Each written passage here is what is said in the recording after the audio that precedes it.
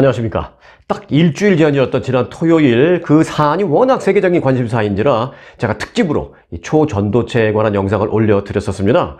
이 한국의 퀀텀 에너지 연구소에서 세계 최초로 일반 상온에서 전기 저항이 제로가 되는 그 꿈의 물질을 찾아냈다라는 그런 보도였죠.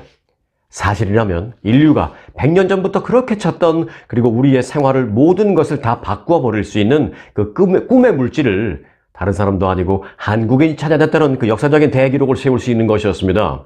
논문 발표 이후에 세계 곳곳에서 검증을 했다라며 일부는 매우 긍정적인, 하지만 또 일부는 조심스럽지만 부정적인 그런 검증 결론을 발표하는 등 많은 검증 결론이 나왔었습니다.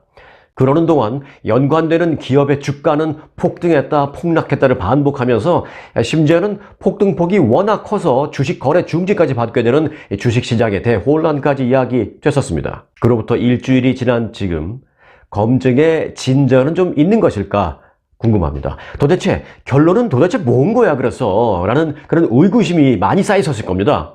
네, 진전이요? 네, 진전 많이 있었습니다. 그래서 지금부터 그 진전된 내용을 미국 쪽의 내용과 한국 내의 검증단의 발표 내용 등을 총 정리해드리려고 합니다.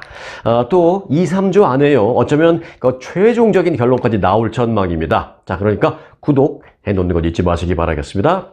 자, 바로 시작합니다. 먼저 미국 쪽입니다.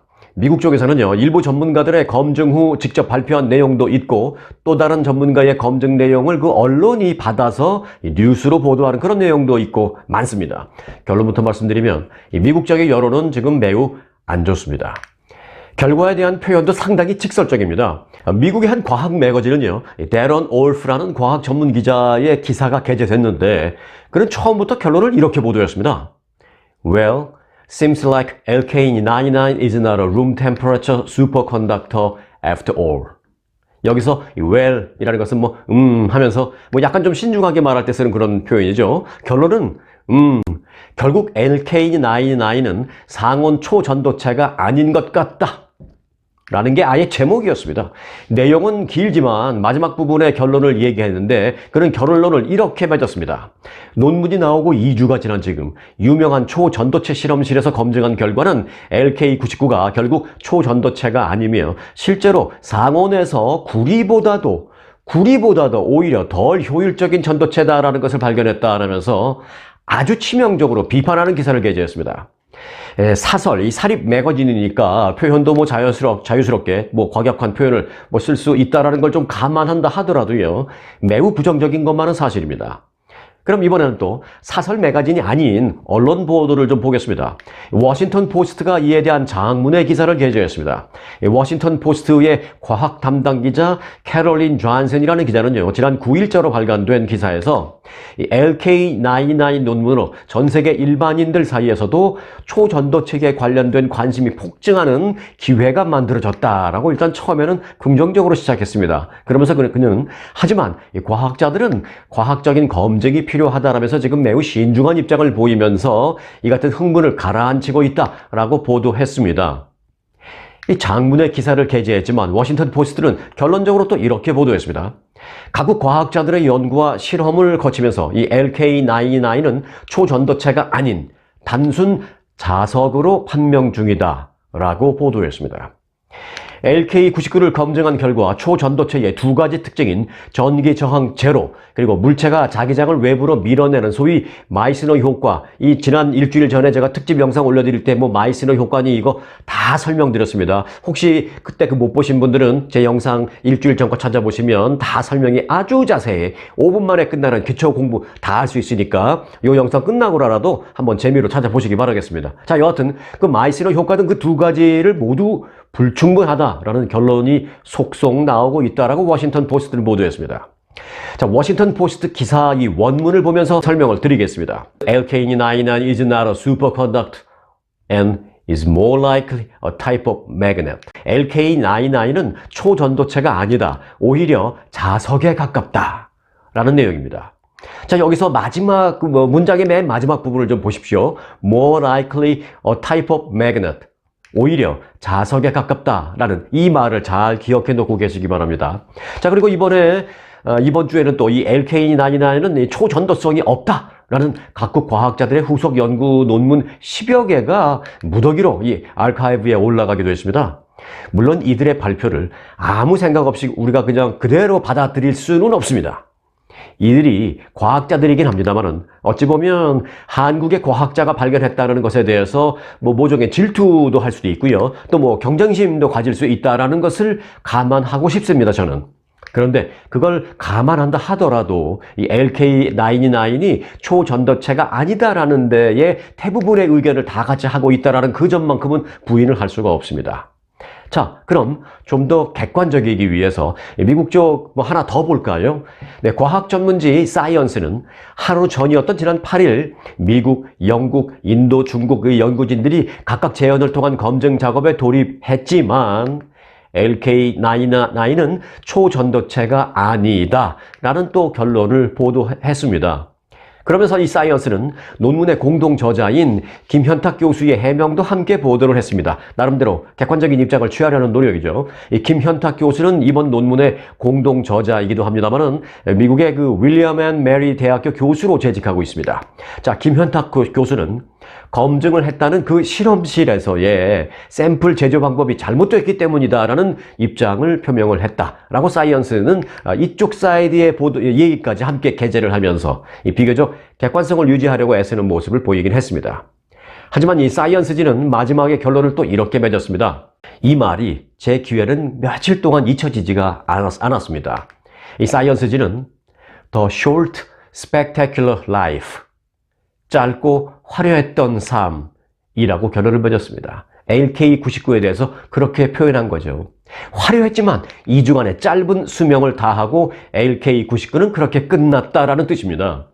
좀 더 객관적인 필요성이 있겠습니다. 그래서 이제 미국과 스페인 그리고 독일 등의 학자들이 공동으로 검증단을 꾸린 게 있었습니다. 그래서 그것도 살펴봤습니다. 자, 미국의 프린스턴 대학, 스페인의 도노스티아 국제물리센터, 그리고 독일의 막스 플랑코 고체화학물리연구소 공동연구진도 지난 8일 발표를 했습니다. 뭐라고 발표했느냐?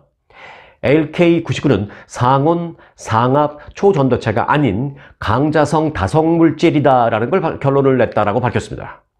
강자성 다상물질은 이라는 것은 외부의 자기장 없이 스스로 자기화되는, 스스로 자석 성질을 띠는 그런 성질을 가진 물질을 말하는데요.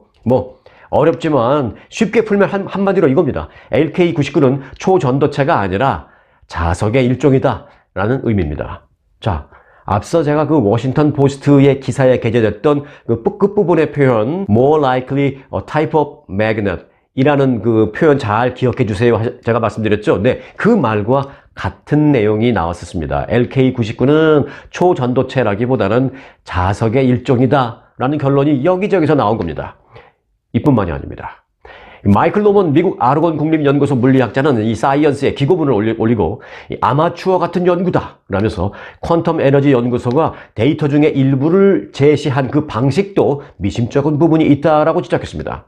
또 물리학자인 일리노이 대학교 나디아 노먼 교수는 한국인 저자들이 LK99 제조 기술을 이 논문을 통해서 공개한 것은 감사하게 생각한다라면서 그럼에도 불구하고 데이터 자체가 약간 엉성한 것 같다라고 말했습니다. 뭐가 엉성한 것 같냐라는 질문에 대해서 데이터 속 전기 저항 그래프를 자세히 보면 전기 저항이 0이 되는, 소위 제로가 되는 이 급강하가 나타나지 않는다라는 것이었습니다. 자, 그럼 이제 한국 내 검증위원회의 입장을 마지막으로 좀 살펴볼 시간입니다. 한국 초전도 저온학회, 참 이름이 어렵네요.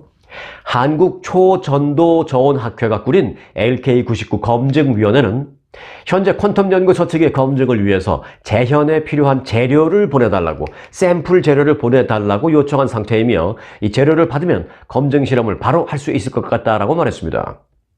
검증 실험에는 모두 6곳의 연구실이 함께 참여할 것이다 라고도 말했습니다.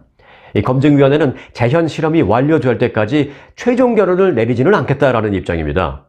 이 외국 연구 결과와 지금까지 나와 있는 여러 가지 외국 연구 결과와 한국 내의 이 검증위원회의 자체 재현 연구 결과를 모두 포괄해서 판단을 하겠다라는 방침을 밝혔습니다.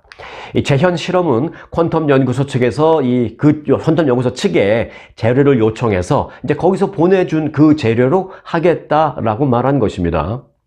퀀텀 연구소가 초전도체 실험에서 성공했다라는 재료는 그들이 발표한 논문에 사실 다 나와 있거든요. 어떻게 만들어서 우리가 재료를 만들었고 그 재료를 어떻게 실험했다는 게 재료 만드는 방법까지 다 나와 있습니다. 자, 어떻게 재료를 만드냐고 나와 있냐 하면요. 인산구리를 925도의 초고온에서 10시간 구워서 얻은 물질을 산화납과 황산화납 같이 섞은 뒤에 다시 725도에서 24시간 반응을 시켜서 이 LK99를 만들었다라는 내용. 이렇게 아주 자세하게 그렇게 만든 재료를 갖고 하니까 초전도성을 보였다라는 내용. 어떻게 만드는지 그 내용이 아주 이렇게 자세하게 논문에 담겨 있습니다. 그래서 재료와 기기만 있다면 누구든지 굳이 그 퀀텀 연구소에서 보내주는 샘플을 받을 필요 없이 직접 LK99을 만들어서 초전도체인지 아닌지를 확인할 수 있습니다. 그런데 한국검증위원회는 왜 재료를 보내달라고 해서 이 퀀텀 연구소에 보낸 그 재료로 재현 실험을 하겠다고 하는 것인지 그 이유가 궁금합니다. 그 이유를 알아냈습니다. 이유는 간단했습니다.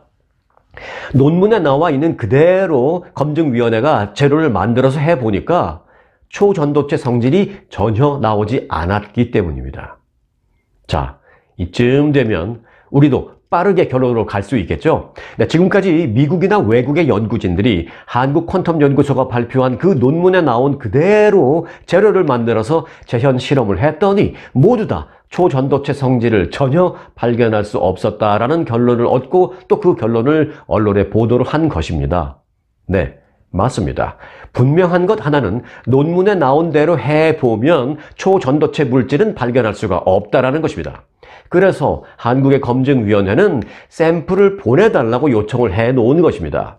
이제 이런 거죠. 예를 들면 당신들이 논문에 발표할 때는 혹시 다른 사람들이 완벽하게 당신들 것을 따라하는 것을 너무나 완벽하게 따라하는 것을 방지하기 위해서 무언가 살짝 한 2% 정도 빠뜨리고 발표했을 수도 있다라고 우리는 이해합니다. 같은 한국 사람으로서 우리는 그런 부분 충분히 이해합니다. 그러니 그 재료를 만드는 방법을 나머지 2%까지 우리한테 공개해달라고 하지는 않겠습니다. 다만 당신들이 실제 실험에 성공했다라고 하니까 우리한테 굳이 그것까지 다 밝히지는 마시고 그 재료를 당신들이 다시 만들어서 그 재료를 정확한 재료를 우리한테 보내주시면 우리가 객관적으로 실험해서 그 결과를 공개하겠습니다. 뭐 이런 입장인 것입니다. 그럼 언제 그 재료를 받을 수 있는가에 대해서 검증위원회는 약 2주쯤 가능할 것이다 라는 통보를 받았다라고 밝혔습니다. 네, 2주. 이제 2주쯤 후면 논란의 종지부를 최종적으로 찍을 수 있을까요? 네, 아마도 그럴 수 있을 가능성이 있습니다. 인류의 미래를 바꿀 수 있는 꿈의 물질이라는 LK99. 사이언스 매거진의 결론처럼 짧고 화려했던 수명을 다하고 논란만 일으킨 채 역사 속으로 사라질 것인지 아니면 2주 후에 자신들이 직접 샘플을 보내서 이를 통해서 초전도체로서의 검증을 받아내는 데 성공할 것인지 지금 98%의 대세는 이미 기운 듯 보입니다만 마지막 2%로 역전을 기대해 봅니다.